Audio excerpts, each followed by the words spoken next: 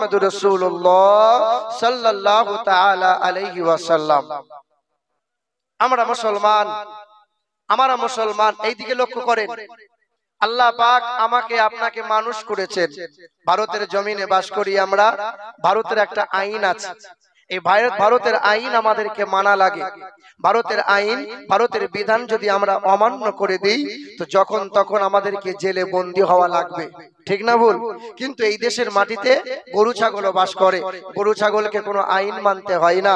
গরু ছাগল যেখানে চাই সেখানে শুয়ে যায়, গরু ছাগল যেখানে চাইবে সেখানে বসতে পারে, গরু ছাগল যে খাবারটা চাইবে সে খাবারটা খেতে পারে, গরু ছাগল পেশাব করে পানি নিতে হয় না, গরু ছাগলকে রাতের বেলায় যৌন মিলনের পরে সকালবেলায় ফরজ গোসল করা লাগে না। কিন্তু আমরা মানুষ, আমরা সব খাবার খেতে পারি, সব জায়গায় বসতে পারি, আমরা মানুষ। তবে হ্যাঁ, মানুষ বটে, কিন্তু আমরা হলাম মুসলমান। আমাদের জন্য একটা আইন আছে না নাই? আছে না নাই? আপনি মোবাইল কিনবেন, আপনাকে একটা গাইড বুক দেয়া হয় কিভাবে আপনি ব্যবহার করবেন। ফ্রিজ কিনবেন, 2 চাকা কিনবেন, 4 চাকা কিনবেন, আপনাকে গাইড বুক দেয়া হয় কিভাবে চালাবেন, কতটা স্পিডে চালাবেন, কতদিন পর সার্ভিসিং করবেন, কিভাবে কতদিন পর গ্যারেজ করবেন ইত্যাদি, কতটা মাইলেজ দেবে, কতটা স্পিডে আপনি চালাবেন। এই গাইড বুকে বলা থাকে কি থাকে না? থাকে। আল্লাহ পাক আমাকে আপনাকে মুসলমান করে পৃথিবীর জমিনে পাঠিয়েছেন। বলেন তো বাবা, কিভাবে চলবেন, কোন খাবারটা খাবেন, কোন জায়গায় বসবেন, কোন জায়গায় শোবেন, কিভাবে চলবেন, জীবনটা কেমন করে পরিচালনা করবেন, আল্লাহ তার গাইড বুকে বলেছেন না বলেন নাই? এই সেই গাইড বুকের নাম কি? কোরআন। কোরআন, কোরআন এবং নবীজির সুন্নাত, নবীজির হাদিস। আমার শিক্ষিত মুসলমান, আমার সুধী মানুষেরা, আমার দয়ার নবী সাল্লাল্লাহু তাআলা আলাইহি ওয়াসাল্লামের এবং পৃথিবীর জমিনে যত নবী পয়গম্বর, বিশ্বের মানবতার হিদায়াতের জন্য যত নবী পয়গম্বর রাসূল এসেছেন, সকলকে নবুয়তের এবং রিসালাতের সত্যতার জন্য আমার আল্লাহ পাক অলৌকিক কিছু ক্ষমতা মুজিজা দান করেছেন। আমার আপনার নবী রাহমাতাল লিল আলামিন জনাবে মুহাম্মদুর রাসূলুল্লাহ সাল্লাল্লাহু তাআলা আলাইহি ওয়াসাল্লামের অজস্র মুজিজার মধ্যে সর্বশ্রেষ্ঠ মুজিজা হলো আল কোরআন শরীফ। পৃথিবীর জমিনে যত নবী এসেছেন তাদের মুজিজা ছিল, নবী পয়গম্বরেরা ইন্তেকাল হয়েছে, পৃথিবী থেকে বিদায় নিয়েছে, তাদের মুজিজাও বিদায় নিয়েছে। লক্ষ্য করে দেখেন, মুসা নবী আলাইহিস সালাতু ওয়াস সালাম আল্লাহ পাক তেনাকে পৃথিবীর জমিনে বানিয়েছিলেন। মুসা নবীকে আমার আল্লাহ পাক মুজিজা দান করেছেন। মুসা নবী যখন বগলের নিচে থেকে হাতটা বার করতেন, আল্লাহ পাক রব্বুল আলামিন এমন অলৌকিক ক্ষমতা দিয়েছিলেন যে মুসা নবীর হাত দিয়ে এমন আলো প্রকাশ পেত, মনে হতো যেন সূর্যের আলোর ন্যায় এই হাতের মধ্যে ঝলমল করে। ওই মুসা নবী আলাইহিস সালাতু ওয়াস সালামের আল্লাহ পাক লাঠি দিয়েছিলেন। লাঠি, মুসা নবীর লাঠি যখন হাত থেকে ফেলে দিতেন, সঙ্গে সঙ্গে লাঠি কি হয়ে যেত? সাপ হয়ে যেত। এ মুসলমানের ছেলেরা, এ আমার বাবাজিরা, ভাইরা আমার, মুসা নবী পৃথিবীর জমিনে নাই। মুসা নবীকে আল্লাহ পাক উঠিয়ে নিলেন, মুসা নবী বিদায় হয়ে গেল। পৃথিবীর জমিনে ওই মুসা নবীর লাঠি এখনো আছে। কোন মানুষ যদি ওই লাঠিটা হাত থেকে ফেলে দেয়, আর কি সাপ হবে? হবে না। মুসা নবী বিদায় নিলেন, মুজিজাও বিদায় নিয়ে নিল। এ বাবাজিরা, ভাইরা আমার, আল্লাহ পাক দাউদ নবী আলাইহিস সালাতু ওয়াস সালামকে আল্লাহ মুজিজা দান করেছিলেন। দাউদ নবী যখন লোহা ধরে নিতেন, সঙ্গে সঙ্গে লোহা গলে যেত, গলে যেত। ওই দাউদ নবীর প্রতি আল্লাহ পাক নাজিল করেছিলেন জাবুর কিতাব। দাউদ নবী আলাইহিস সালাতু ওয়াস সালাম যখন এই জাবুর কিতাব তেলাওয়াত করতেন, আসমানে জিনরা উড়তে থাকতো, যেখানে সেখানে জঙ্গলে আজারে বাজারে জিনরা লুকিয়ে থাকতো। দাউদ নবীর জাবুর কিতাবের তেলাওয়াত শোনার জন্য तमाम জিন জাতিরা সকলে ঝাঁক ঝাঁক হাজির হয়ে যেত। দাউদ নবী নাই, ওই জাবুর কিতাব যদি জামানার কোনো মানুষ পড়ে, তা জিন জাতি কি আর শোনার জন্য আসবে? দাউদ নবী নাই, তার মুজিজা আর নাই। এ বাবাজিরা ভাইরা আমার, ওই দাউদ নবীর সন্তান সুলাইমান নবী আলাইহিস সালাতু ওয়াস সালাম 13 বছর বয়সে সিংহাসন লাভ করেছিলেন। ওই সিংহাসনে দাউদ নবীর সন্তান সুলাইমান নবী আলাইহিস সালাতু ওয়াস সালাম তিনি যখন আরোহণ করেছিলেন, ওই সিংহাসনে আরোহণ করে সকালবেলায় চোখটা বন্ধ করে দিতেন, সঙ্গে সঙ্গে 1 মাসের রাস্তা এক পলকে হাজির হয়ে যেতেন। আবার সন্ধ্যাবেলায় যখন চোখ মেলে দিতেন, সঙ্গে সঙ্গে বিনা ইঞ্জিনে এই হাওয়া বাতাসের মাধ্যমে আবার 1 মাসের রাস্তা অতিক্রম করে দিতেন। ওই সিংহাসন এখনো আছে, কিন্তু ওই সিংহাসনে এখন যদি কোনো মানুষ বলে আমি উড়াবো, পারবে? সুলাইমান নবী নাই, আর তার মুজিজা। এ বাবাজিরা ভাইরা আমার, মারিয়ামের পুত্র হযরতে ঈসা নবী আলাইহিস সালাতু ওয়াস সালাম কুষ্ঠব্যাধির গায়ে হাত বুলাতেন, সঙ্গে সঙ্গে সুস্থ হয়ে যেত। মরা মানুষের গায়ে হাত বুলাতেন, আল্লাহ পাকের করুণায় মরা মানুষ জিন্দা হয়ে যেত। এখনো ঈসা নবীর অনুসারী আছে, খ্রিস্টান বলে দাবি করে তারা। ওই অনুসারীগুলো যদি মরা মানুষের গায়ে হাত বুলায়, আর কি জিন্দা হবে? ঈসা নবী নাই, তার মুজিজাও নাই। আল্লাহর নবী সাল্লাল্লাহু আলাইহি ওয়াসাল্লাম আমাদের চর্ম চোখ থেকে আড়াল হয়ে গেছেন। আমার আপনার নবী, দয়ার নবীর সর্বশ্রেষ্ঠ মুজিজা, যার নাম হলো কোরআন। কোরআন, এই কোরআন এখনো আছে না নাই? কিয়ামতের সকাল পর্যন্ত থাকবে কি থাকবে না? আগারে এই কোরআনের পরশে থাকবে যারা, আল্লাহ পাকের আশিক বান্দা হয় যারা, জানেন নাকি একটা ছোট্ট কাঠের টুকরা যাকে রেহেল বলা হয়, রেহেল, যেখানে কোরআন ডাকা হয়, ওই রেহেলটাই যদি কারো মানুষের পা লেগে যায়, কষ্ট হবে কি হবে না? দুঃখ হয় কি হয় না? কারণ কোরআনের ছোঁয়া পেয়েছে বলে ওই কাঠের টুকরা রেহেলের দাম বাড়িয়ে দিয়েছেন কে? ওই কোরআনে কাপড় জড়ানো হয়, আলমারিতে অনেক কাপড় আছে, পা লাগলে কারো অসুবিধা মনে হয় না, দুঃখ প্রকাশ করে না। ওই কোরআনে যে কাপড়টা জড়ানো হয়, আল্লাহ পাক রব্বুল আলামিন কোরআনের পরশে থাকার কারণে ওই কাপড়ের সম্মান বাড়িয়েছেন কি না? আল্লাহ বাড়িয়ে দিয়েছেন। কিন্তু কাপড়ের যদি এত সম্মান বেড়ে যায়, কাঠের টুকরোর যদি সম্মান বেড়ে যায়, আমরা মানুষ, আমরা মুসলমান, কোরআনের পরশে থাকলে পরে আল্লাহ পাক আমাদের দাম বাড়িয়ে দেবেন কি না? বাবাজিরা ভাইরা আমার, আমার মুসলমানের ছেলেরা, এই আমার নওজোয়ান যুবকেরা, এই আমার সোনার টুকরো বন্ধুরা, খুব মনোযোগ সহকারে শুনি বাবা। আল্লাহ পাক রব্বুল আলামিন দয়ার নবীকে কোরআন নাজিল করেছেন, বিমা নুজিলা আলা মুহাম্মদ, বিমা নুজিলা আলা মুহাম্মদ, আমি আমার হাবিবের প্রতি কোরআন নাজিল করেছি।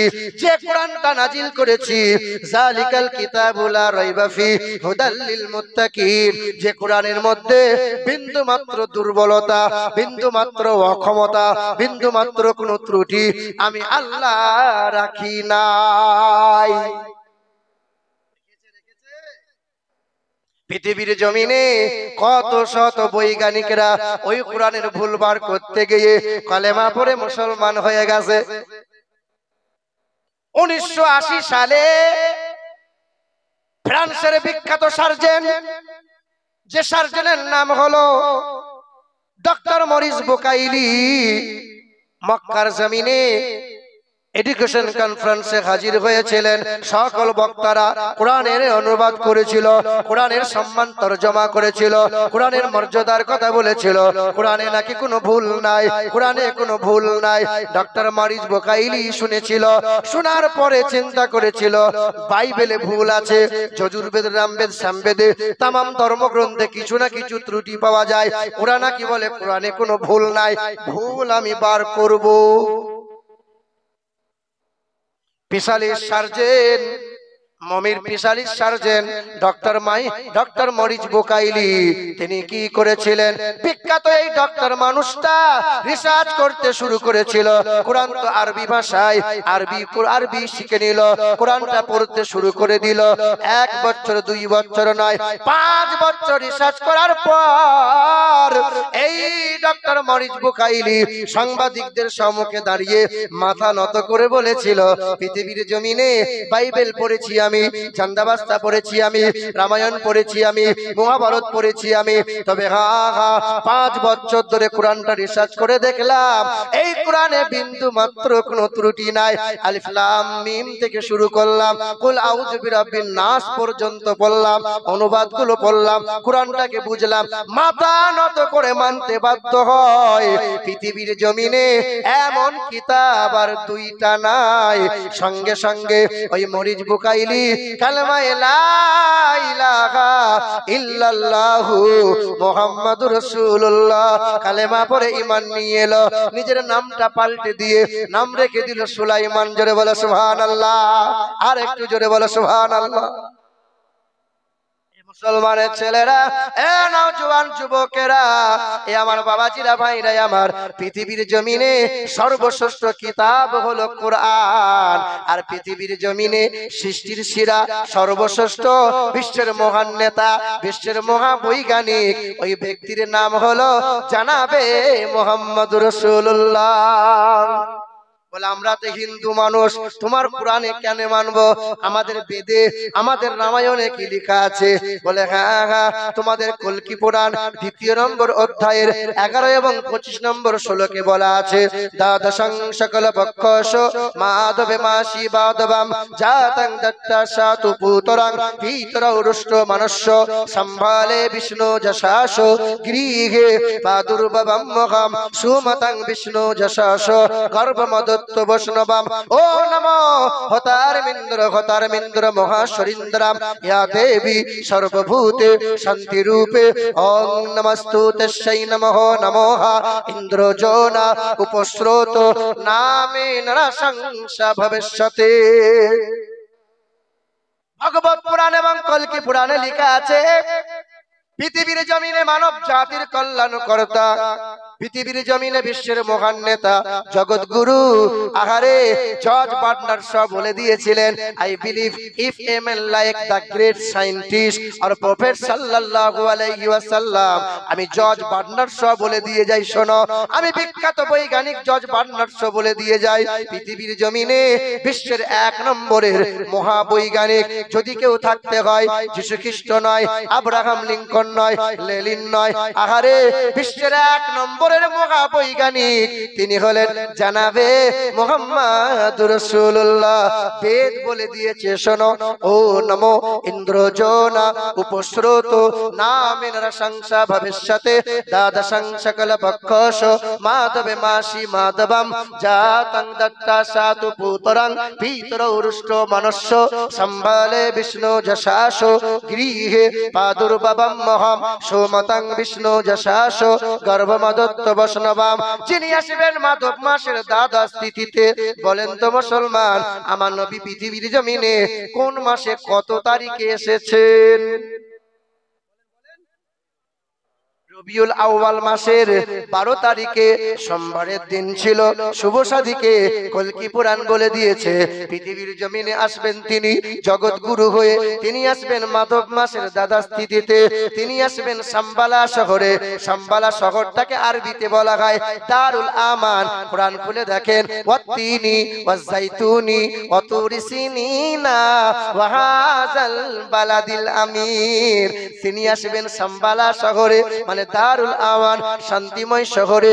যা যিনি আসবেন পুরোহিতের ঘরে, মানে উচ্চ বংশে, যিনি আসবেন পৃথিবীর উচ্চ গোত্রে। হিন্দু ভাইদের জিজ্ঞাসা করবেন, ভাই আপনাদের গোত্র হয়? বলে হ্যাঁ। কারো গোত্র শাণ্ডিল্য, কারো গোত্র মধুকুল্য, কারো গোত্র মধুঋষি, কারো গোত্র কাশ্যপ। পৃথিবীর জমিনে সবচেয়ে উচ্চ গোত্র হাসিম গোত্র, যার বাবার নাম হবে বিষ্ণু যশা। যার বাবার নাম হবে বিষ্ণু যশা, তার বাংলা করলে হবে আল্লাহর দাস, যার আরবি করলে হবে আব্দুল্লাহ, তার মায়ের নাম হবে সুমতি, যার বাংলা করলে হবে সুন্দরমন, যার আরবি করলে হবে আমিনা। বেদের ভাষায় এমন তত্ত্ব পাওয়া যায়, যার বাবার নাম হবে আব্দুল্লাহ, তার মায়ের নাম হবে আমিনা, তার দাদার নাম হবে আব্দুল মুতাল্লিব, তার দাদির নাম হবে নাতিজা বিনতে খাপ্পাব ব্রাকেটে ফাতেমা, তার নানার নাম হবে আব্দুল ওহাব জোহরি, তার নানির নাম হবে বারিরা, তার দুধ বাবার নাম হবে হারিস, তার দুধ মায়ের নাম হবে হালিমা, তার দুধ ভাইয়ের নাম হবে আব্দুল্লাহ, তার পিতার নাম হবে আব্দুল্লাহ। ও নমো ইন্দ্রজোন উপশ্রুত নামে নানা সংসা ভবিষ্যতে, তার নামটা হবে নানা সংসা, তার নাম হবে নানা সংসা, বাংলা করলে হবে প্রশংসিত, যার আরবি করলে হবে মুহাম্মদুর রাসূলুল্লাহ। নারে তাকবীর, নারে তাকবীর। নবীজির মোহাব্বতে সকলে একটু হাতটা তুলে বলেন তো নারে তাকবীর। কিছু মানুষ হাত তুলে না, মনে হচ্ছে প্যারালাইসিস হয়েছে হাতে। ওই পার্টির মিছিল হলে তো বলতে হয় না হাত তোলো। নবীজির মোহাব্বতে আল্লাহর নামে ধ্বনি দেবেন, আল্লাহর জন্য হাত তুললে হাত কোনোদিন প্যারালাইসিস হবে হবে। কোরআনে আল্লাহ পাক জানিয়েছেন, আল ইয়াউমা নাকতিমু আলা আফওয়াহিহিম ওয়া তুকাল্লিমুনা আইদিহিম, হাসরের ময়দানে এই মুখটা তোমার বন্ধ করে দেয়া হবে, হাত কথা বলবে। আজকে আল্লাহর জন্য হাত তুলবে যারা, মুসিবতের দিনে বেড়া পার হয়ে যাবে তারা। দেখি হাত তুলে কিনা। নারে তাকবীর, নারে তাকবীর।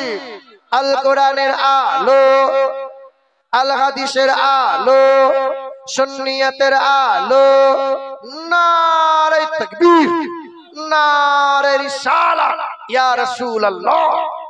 এ মুসলমান সোনার টুকরো বন্ধুরা,